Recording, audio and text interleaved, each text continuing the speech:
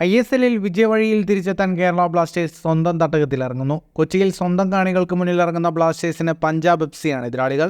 തിങ്കളാഴ്ച വൈകിട്ട് 7:30-ക്കാണ് കളി തുടങ്ങുക. ISL 10ാം സീസണിൻ്റെ ആദ്യഘട്ടത്തിൽ ഉജ്ജ്വല ഫോമിലായിരുന്നു കേരള ബ്ലാസ്റ്റേഴ്സ്. 2023 ഡിസംബർ അവസാനം ആദ്യഘട്ടം പൂർത്തിയാകുമ്പോൾ പോയിന്റ് പട്ടികയിൽ ഒന്നാമതായിരുന്നു ഇവാൻ മുക്കാമനോവിച്ചും സംഘവും. ജനുവരിയിൽ നടന്ന കലിംഗ സൂപ്പർ കപ്പിൽ ടീമിൻ്റെ പദ്ധതികളെല്ലാം പാളി. സെമി പോലും കാണാതെ ടീം പുറത്താവുകയും ചെയ്തു. ഇത് ISL 2ാം ഘട്ട മത്സരങ്ങൾ ആരംഭിച്ചപ്പോൾ ടീമിൻ്റെ ആത്മവിശ്വാസത്തെയും ബാധിച്ചു. ഇതിനൊപ്പം ചില പ്രധാന താരങ്ങളുടെ പരിക്കുകളും ടീമിനെ തളർത്തി. ഇതിനു പിന്നാലെ 2ാം ഘട്ടത്തിൽ ബ്ലാസ്റ്റേഴ്സിന് തോൽവിയോടെ തുടങ്ങേണ്ടി വന്നു. ഒഡീഷ FC-യോട് 1-2 ഗോളുകൾക്കായിരുന്നു ബ്ലാസ്റ്റേഴ്സിൻ്റെ പരാജയം.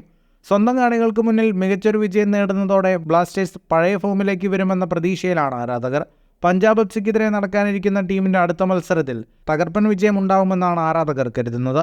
ഒഡീഷയ്ക്കെതിരായ മത്സരത്തിൽ കളിച്ച ടീമിൽ നിർണായക മാറ്റങ്ങളായാകും മഞ്ഞപ്പട പഞ്ചാബിനെ നേരിടുക. ഈ കളിയിൽ ബ്ലാസ്റ്റേഴ്സ് വരുത്താൻ പോകുന്ന മാറ്റങ്ങളും ടീമിൻ്റെ സാധ്യത ലൈനപ്പും നോക്കാം.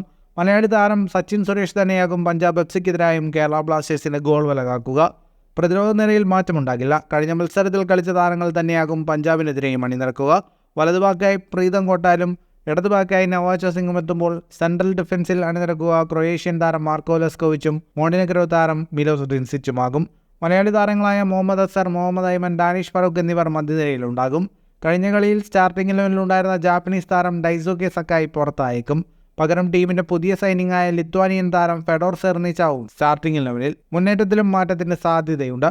കഴിഞ്ഞ മത്സരത്തിൽ കളിച്ച മലയാളി താരം നിഹാൽ സുധീഷിന് പകരം രാഹുൽ KP ആദ്യ ലെവലിലെത്താനാണ് സാധ്യത. ഗ്രീക്ക് താരം ദിമിത്രിയോസ് ഡയമോണ്ടഗോസാവും മുന്നേറ്റ നിരയിലെ പ്രധാനി. പോയിന്റ് പട്ടികയിൽ 26 പോയിന്റോടെ 3ാം സ്ഥാനത്താണിപ്പോൾ ബ്ലാസ്റ്റേഴ്സ്.